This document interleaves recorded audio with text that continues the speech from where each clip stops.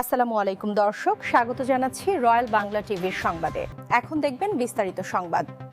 National Awami পার্টির সভাপতি Swapan Kumar Saha, senior সহসভাপতি নাজিম উদ্দি ও মহাসচিব মনসুর রহমান শেখ এক যুক্ত বিবৃতিতে ত্রয়োদশ জাতীয় সংসদ নির্বাচনে বাংলাদেশ জাতীয়তাবাদী দলের বিজয় গণমানুষের বিজয়, এদেশের সাম্প্রদায়িক সম্প্রীতির বিজয়, এ বিজয় ১৯৭১-এর মহান মুক্তিযুদ্ধের বিজয়। আমরা আগামী দিনে দেশের উন্নয়নের জন্য বিএনপির চেয়ারম্যান জনাব তারেক রহমানকে সকল গণতান্ত্রিক ও দেশপ্রেমিক রাজনৈতিক দলগুলিকে নিয়ে ঐক্যবদ্ধভাবে রাজনীতি করার পরিবেশ সৃষ্টি করার জন্য আপনার কাছে প্রত্যাশা করি। আপনি শহীদ প্রেসিডেন্ট জিয়াউর রহমান ও দেশনেত্রী বেগম খালেদা জিয়ার সুযোগ্য পুত্র। মুক্তিযুদ্ধের বিপক্ষের শক্তিকে প্রতিবাদ এবং প্রতিরোধ গড়ে তুলতে হবে। ১৯৫২-র ২১শে ফেব্রুয়ারি আন্তর্জাতিক মাতৃভাষা দিবসে ন্যাশনাল আওয়ামী পার্টি ভাসানীর পক্ষ থেকে সকল শহীদদের প্রতি শ্রদ্ধা। ১৯৫২-র ২২ ফেব্রুয়ারি মৌলানা ভাসানী ভাষা শহীদদের গায়েবী জানাজার ইমামতি করেন। আমেরিকার নির্যাতিত নিপীড়িত মানুষের বলিষ্ঠ কণ্ঠস্বর মজলুম জনতা হোসেনী, তিনি আজীবন লড়াই করেছেন গণতন্ত্রের পক্ষে। তিনি আজীবন লড়াই করেছেন এদেশের কৃষক, শ্রমিক, মেহনতি মানুষের অধিকার প্রতিষ্ঠার জন্য। আজকে জাতীয় সংসদ নির্বাচন ১২ই ফেব্রুয়ারি, আজকে বাংলাদেশের যে বিজয় হয়েছে, এই বিজয় গণতন্ত্রের বিজয়। এই বিজয় এদেশের মহান মুক্তিযোদ্ধার সেই ১৯৭১-এর বিজয়।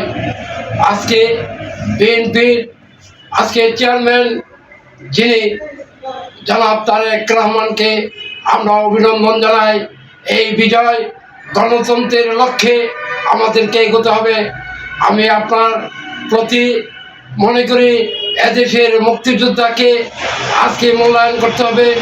এদেশের স্বাধীনতার সঠিক ইতিহাসকে তুলে ধরতে হবে। আজকে যারা মুক্তিযোদ্ধার বিপক্ষে অবস্থান করে তারা দেশ জাতির শত্রু, তারা গণতন্ত্রের শত্রু।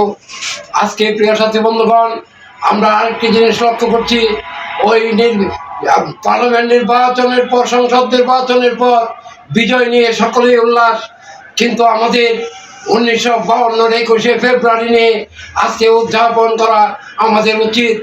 আজকে আমরা মনে করি আগামী ২১শে ফেব্রুয়ারিকে আমরা জাতীয় পর্যায়ে পালন করতে হবে। আমরা চাই আজকের এই বিজয় যেমন সারা বাংলাদেশের কৃষক, শ্রমিক, মেহনতি মানুষকে আজকে অভিনন্দন জানাচ্ছে। আজকে আমরা মনে করি আজকে বিএনপির চেয়ারম্যান তারেক জিয়া এই প্রজন্মের কাছে গণতন্ত্রের মহানায়ক।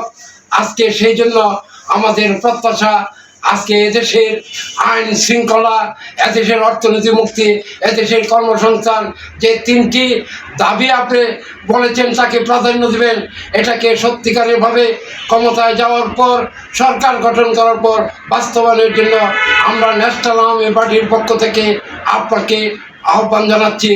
জয় হোক গণতন্ত্রের, বিজয় হোক জনগণের। সকলকে ধন্যবাদ।